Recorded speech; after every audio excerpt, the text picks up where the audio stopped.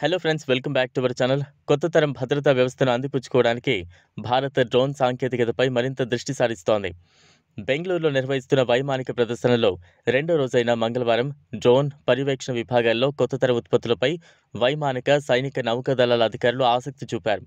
ప్రస్తుతం యుద్ధ వ్యవస్థలో అత్యాధునిక విమానాలు, క్షిపణులను తయారు చేయగలిగిన డ్రోన్, లాంగ్ రేంజ్ సర్వేలెన్స్ వ్యవస్థలపై దృష్టి సారించిన త్రివిధ దళాల ప్రధాన అధికారులు తయారీదారులకు సూచించారు. ఆర్మీ స్టాఫ్ ఎన్ఎస్ రాజా సుబ్రమణి ఈ ప్రదర్శనలో డ్రోన్ వ్యవస్థలను ప్రత్యేకంగా వీక్షించారు.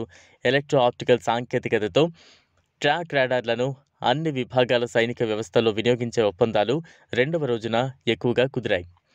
ఆధునిక డ్రోన్ల తయారీకి అదానీ డిఫెన్స్ అండ్ ఏరోస్పేస్లో డిఆర్డీఓ ఒప్పందం చేసుకుంది. ఇందులో ఎత్తైన ప్రాంతాల్లో డ్రోన్ పనితీరును దెబ్బతీసే సమస్యలను అధిగమించే ఆవిష్కరణలు చేయాలన్నది లక్ష్యం.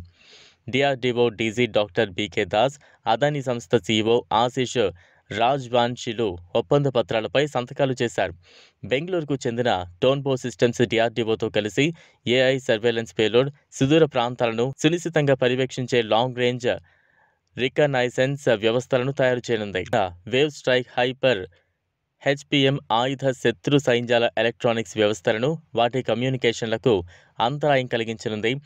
హెచ్ఎల్ స్వదేశీ పరిజ్ఞానంతో అభివృద్ధి చేసిన HIT-36 జెట్పై కేంద్ర విమానయాన మంత్రి రామ్మోహన్ నాయుడు మంగళవారం కాసేపు వివరించారు.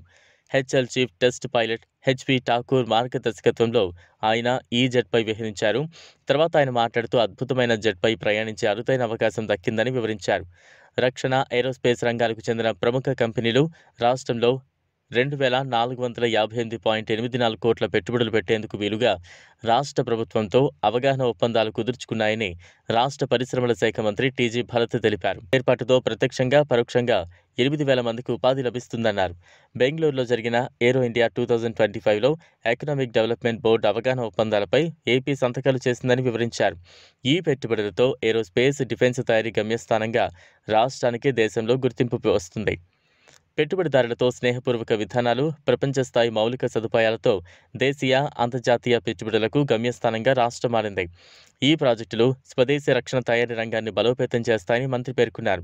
సముద్ర రక్షణ, మానవరహిత ఉపరితల వాహక సాంకేతికతలతో అగ్రగామి సంస్థ Sagar defence engineering private limited రక్షణ రంగానికి సంబంధించిన ఉత్పత్తుల తయారీలో గుర్తింపు పొందిన HFACL స్పేస్ టెక్నాలజీ కాంపోనెంట్స్ తయారీలో ప్రత్యేకత ఉన్న media matrix world wide limited.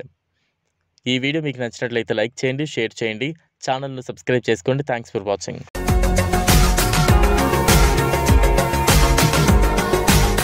మరిన్ని అప్డేట్స్ కోసం మా ఛానల్ని సబ్స్క్రైబ్ చేయండి.